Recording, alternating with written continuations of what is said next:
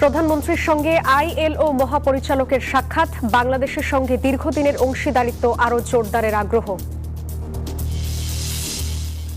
সাবেক স্বরাষ্ট্রমন্ত্রী আসাদুজ্জামান খান কামালকে ফেরত চেয়ে দিল্লিকে ঢাকার চিঠি পাঠানো হয়েছে, ফাঁসির রায়ের কপি। বরখাস্ত সেনা কর্মকর্তা জিয়াউল আহসানের জলসিঁড়ির বাড়িতে অভিযানে দুদক, তৈরি হচ্ছে রক্ষিত মালামালের তালিকা। পল্লবী থানার মামলায় রিজেন্ট হাসপাতালের চেয়ারম্যান শাহেদ গ্রেপ্তার, আদালতে তুলে আইনি ব্যবস্থা নেবে পুলিশ। ককরোচ জনতা পার্টির পদযাত্রায় পুলিশের লাঠিচার্জ, ধরপাকড়, দিল্লি জুড়ে ১৬৩ ধারা জারি, বন্ধ মেট্রো সহ যান চলাচল। স্বাগত নিউজ 24 সংবাদে, সঙ্গে আছি আমি জান্নাতুল সাদিয়া। দেখছিলেন বিআরবি কেবলস সংবাদ শিরোনাম। প্রধানমন্ত্রী তারেক রহমানের সঙ্গে সৌজন্য সাক্ষাৎ করেছেন আন্তর্জাতিক শ্রম সংস্থা আইএলওর মহাপরিচালক গিলবার্ট এফ হোংবো। সকালে সচিবালয়ে প্রধানমন্ত্রীর কার্যালয়ে এই সৌজন্য সাক্ষাৎ অনুষ্ঠিত হয়। শুরুতে প্রধানমন্ত্রীর দায়িত্ব গ্রহণ করায় তারেক রহমানকে অভিনন্দন জানান আইএলও মহাপরিচালক। বলেন, নির্বাচিত সরকার দায়িত্ব নেয়ার পর বাংলাদেশের প্রতি আন্তর্জাতিক সম্প্রদায়ের আস্থা সুদৃঢ় হয়েছে। ঢাকার সঙ্গে দীর্ঘদিনের অংশীদারিত্ব জোরদারেও আগ্রহ জানান তিনি। অন্যদিকে ধারাবাহিক সহযোগিতার জন্য আইএলওকে ধন্যবাদ জানান প্রধানমন্ত্রী। বলেন, শ্রমিকদের অধিকার সংরক্ষণ, নিরাপদ কর্মপরিবেশ নিশ্চিতে সর্বোচ্চ গুরুত্ব দিচ্ছে সরকার। জুলাই গণঅভ্যুত্থানের সময় সংগঠিত মানবতা বিরোধী অপরাধের মামলায় মৃত্যুদণ্ডপ্রাপ্ত সাবেক স্বরাষ্ট্রমন্ত্রী আসাদুজ্জামান খান কামালকে প্রত্যর্পণের জন্য ভারত সরকারের কাছে আনুষ্ঠানিকভাবে অনুরোধ জানিয়েছে বাংলাদেশ। পররাষ্ট্র মন্ত্রণালয়ের মাধ্যমে ভারতকে চিঠি পাঠানো হয়েছে। একই সঙ্গে সাবেক স্বরাষ্ট্রমন্ত্রীর বিরুদ্ধে আন্তর্জাতিক অপরাধ ট্রাইব্যুনালের দেয়া মৃত্যুদণ্ডের রায়ের কপিও ভারত সরকারের কাছে পাঠানো হয়েছে।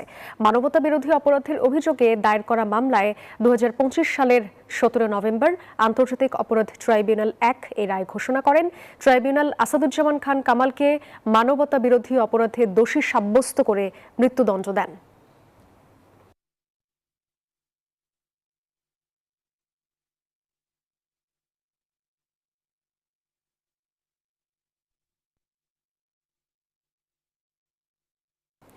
মানবতা বিরোধী অপরাধের মামলায় যাদের বিচার হয়েছে তাদের ফিরিয়ে আনা হবে, জানিয়েছেন পররাষ্ট্র প্রতিমন্ত্রী শামা ওবায়দ। বলেন, রোহিঙ্গা প্রত্যাবাসনে আন্তর্জাতিক সহযোগিতা চায় ঢাকা। দুপুরে রাজধানীর মিন্টো রোডে বিআইএসএস অডিটোরিয়ামে সাংবাদিকদের এই কথা জানান তিনি।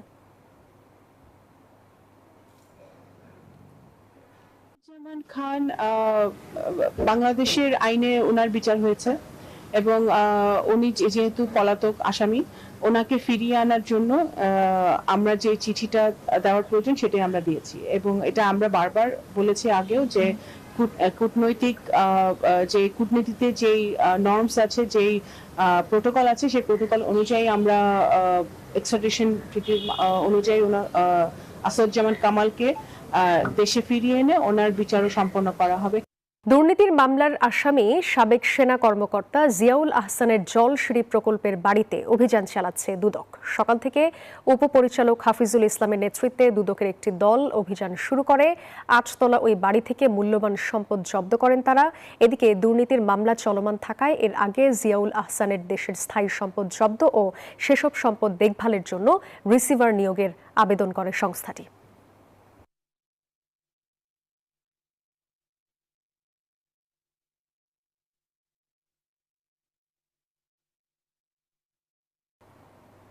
পল্লবী থানার মামলায় রিজেন্ট হাসপাতালের চেয়ারম্যান মোহাম্মদ শাহেদকে গ্রেপ্তার করেছে পুলিশ। রাজধানীর ইসিবি এলাকা থেকে তাকে গ্রেপ্তার করা হয়। ক্যান্টনমেন্ট থানা পুলিশ জানায়, মামলাটিতে শাহেদের বিরুদ্ধে গ্রেপ্তারি পরোয়ানা জারি হয়েছিল। সেই পরোয়ানা কার্যকর করতে অভিযান চালানো হয়। তাকে আদালতে হাজির করে পরবর্তী আইনগত ব্যবস্থা নেওয়া হবে। মামলার তদন্ত কর্মকর্তা আদালতে প্রয়োজনীয় আবেদন করবেন।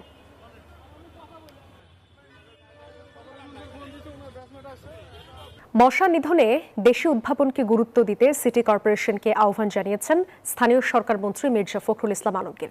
দুপুরে রাজধানীর রমনায় ইঞ্জিনিয়ার্স ইনস্টিটিউশনে মশা নিয়ন্ত্রণ প্রযুক্তি শীর্ষক অনুষ্ঠানে অনলাইন প্ল্যাটফর্মে যুক্ত হয়ে এসব কথা বলেন তিনি।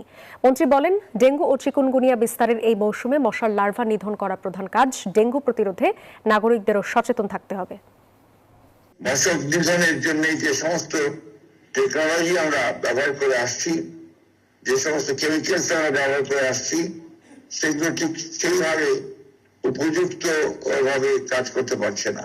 মশা নিয়ন্ত্রণের জন্য একটা দেশীয় একটা যৌথ উদ্যোগে কাজ করার জন্য একটা সম্ভাবনা সৃষ্টি হয়েছে। যদি এই টেকনোলজিটা নিয়ে কাজ করে তাহলে আমার বিশ্বাস যে তাহলে আমরা এটাতে অনেকটা সফল হব। আমদানি নির্ভর জ্বালানি দিয়ে বিদ্যুৎ উৎপাদন করে দেশকে পরনির্ভরশীল করে রাখা হয়েছিল মন্তব্য করেছেন বিদ্যুৎ ও জ্বালানি মন্ত্রী ইকবাল হাসান মাহমুদ। তিনি বলেন, এই প্রবণতা থেকে বেরিয়ে এসে নবায়নযোগ্য জ্বালানির ব্যবহার বাড়ানোর লক্ষ্যে কাজ করছে সরকার। সোমবার বাংলাদেশ চীন মৈত্রী সম্মেলন কেন্দ্রে এনডিপি আয়োজিত উন্নয়ন বিষয়ক জাতীয় কর্মশালায় এই কথা বলেন তিনি। গ্রাম পর্যায়ে সৌর বিদ্যুতের ব্যবহার কিভাবে বাড়ানো যায় তা নিয়ে কাজ করতে এনজিও সংস্থাদের প্রতি আহ্বান জানিয়েছেন তিনি।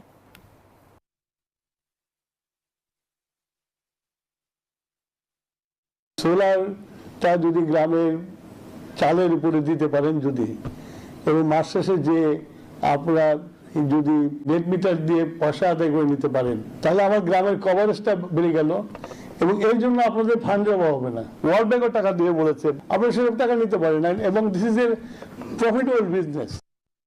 তরুণদের মেধা কাজে লাগিয়ে সমৃদ্ধ বাংলাদেশ গড়ে তোলা সম্ভব মন্তব্য করেছেন প্রধানমন্ত্রীর উপদেষ্টা রুহুল কবির রিজভী। সকালে রাজধানীর একটি বিশ্ববিদ্যালয়ে এক আলোচনা সভায় যোগ দেন তিনি। বলেন, তরুণদের মেধা বিকাশের নতুন সম্ভাবনা তৈরি হয়েছে, সরকার দেশের সার্বিক উন্নয়নে কাজ করে যাচ্ছে।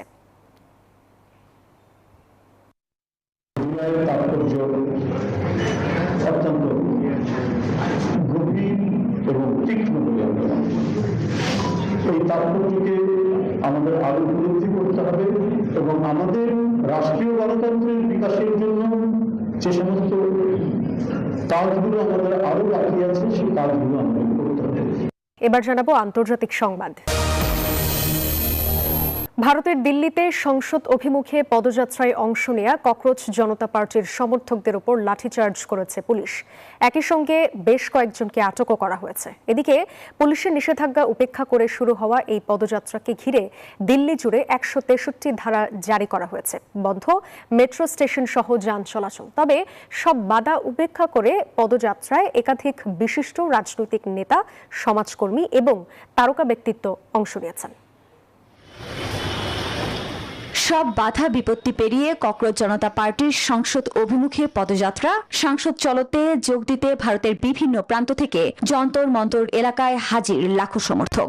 সকাল থেকেই কেন্দ্রীয় শিক্ষামন্ত্রীর পদত্যাগের দাবিতে নানা স্লোগান দিতে থাকেন তারা।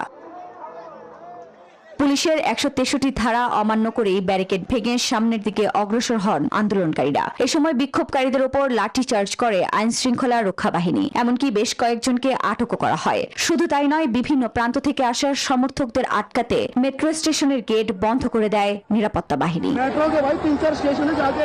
তবে দমে না গিয়ে সংসদ অভিমুখে নিজেদের যাত্রা অব্যাহত রেখেছে সিজেপি সমর্থকরা। তাদের দাবি অন্য কোনো নেতাকর্মী নয়, নিজেদের দাবি আদায়ে সরাসরি প্রধানমন্ত্রীর সঙ্গেই বসতে চান আলোচনায়। এ পদযাত্রায় তাদের সমর্থন দিতে যুক্ত হয়েছেন আম আদমি পার্টির শীর্ষ নেতা মনীষ সিসোদিয়া, সঞ্জয় সিং সহ অনেকে। এদিকে অনশনে থাকা সোনম ওয়াংচুক পদযাত্রায় অংশ নিতে চাইলেও পুলিশের বাধার কারণে পারেননি। ভারতীয় গণমাধ্যমগুলো বলছে, গেল মাসে ভারতের শিক্ষা ব্যবস্থার চরম ব্যর্থতা, প্রশ্ন ফাঁস, কেলেঙ্কারি সহ নানা ইস্যুতে কেন্দ্রীয় শিক্ষামন্ত্রীর পদত্যাগের দাবিতে শুরু হয়েছিল এই বিক্ষোভ। তবে সরকার এ দাবি না মানায় দিন দিন এই আন্দোলন সরকার বিরোধী বিক্ষোভে রূপ নিচ্ছে বলেই ধারণা করা হচ্ছে। আফরিন মৌ, নিউজ 24। ইরান ও যুক্তরাষ্ট্রের মধ্যে যুদ্ধাবস্থার নেতিবাচক প্রভাব পড়ছে বিশ্ব অর্থনীতিতে। আন্তর্জাতিক বাজারে ক্রমাগত বাড়ছে অপরিশোধিত জ্বালানি তেলের দাম। হরমুজ প্রণালীতে সরবরাহ সংকটের শঙ্কায় ব্যারেল প্রতি দাম বেড়ে দাঁড়িয়েছে $90। এক সপ্তাহে দাম বেড়েছে প্রায় 16%। বিশ্লেষকদের সতর্কতা, সংখ্যা দীর্ঘ হলে আরও বাড়তে পারে জ্বালানি তেলের দাম। বিশ্ব জ্বালানি শিরায় আবারও যুদ্ধের উত্তাপ, আর সেই উত্তাপের কেন্দ্র এখন হরমুজ প্রণালী। বিশ্বের তেল সরবরাহের অন্যতম গুরুত্বপূর্ণ এই নৌপথ ঘিরে তৈরি হয়েছে নতুন শঙ্কা। যুক্তরাষ্ট্র ও ইরানের পাল্টাপাল্টি সামরিক পদক্ষেপে হরমুজ দিয়ে জ্বালানি পরিবহন ব্যাহত হওয়ার শঙ্কা বাড়ছে। বিশ্বের প্রায় 1/5 তেল বাণিজ্যের এই পথ অস্থিতিশীল হলে সরবরাহ সংকট ছড়িয়ে পড়তে পারে বিশ্ববাজারে। ইতিমধ্যেই আন্তর্জাতিক বাজারে অপরিশোধিত জ্বালানি তেলের দাম ছাড়িয়েছে ব্যারেল প্রতি $90, যা এক মাসেরও বেশি সময়ের মধ্যে সর্বোচ্চ। গত এক সপ্তাহেই দাম বেড়েছে প্রায় 16%। বিশ্লেষকদের সতর্কতা, হরমুজে উত্তেজনা দীর্ঘ হলে তেলের বাজারে তৈরি হতে পারে আরো বড় অস্থিরতা, যার ঢেউ আঘাত করবে বিশ্ব অর্থনীতিতেও। চন্দ্রানী চন্দ্রা, নিউজ 24। এই ছিল নিউজ 24 সংবাদে এতক্ষণ সাথে থাকার জন্য ধন্যবাদ সবাইকে।